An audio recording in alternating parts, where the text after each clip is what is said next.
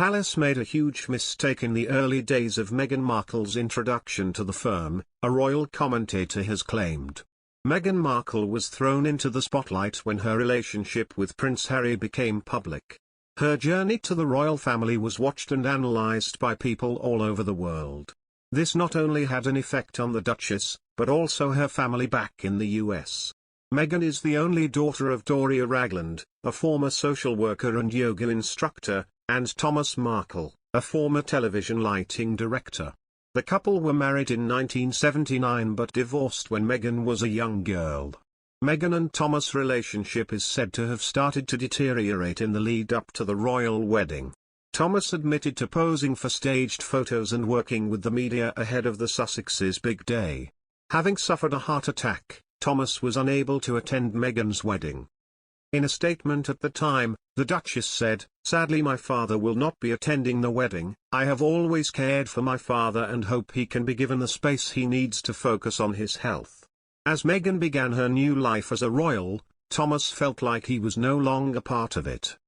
He began speaking to the press, claiming his daughter had cut him off, and Meghan was left to deal with the fallout. In a 2022 Channel 5 documentary entitled Harry and Meghan vs. the Monarchy, royal commentator Ashley Pearson said, "Meghan took full control herself, because it was her dad and the palace didn't feel that they could step in and insist on how she handled things with her father. She was an adult.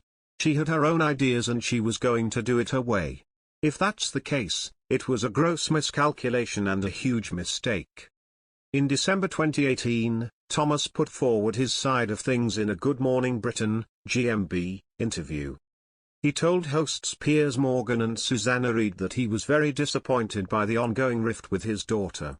He said, "I'm not sure why it's happening and I'm waiting. I'm reaching out. I've been trying to reach out for several weeks. Every day I try to text her." He added, "I love you, Meghan, very much.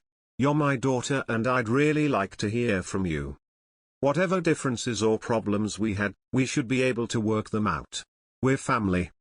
Speaking about Thomas' media appearances, Ashley Pearson said, "It can't have been very easy for Meghan to watch her dad on television publicly disputing her side of the story or her version of events.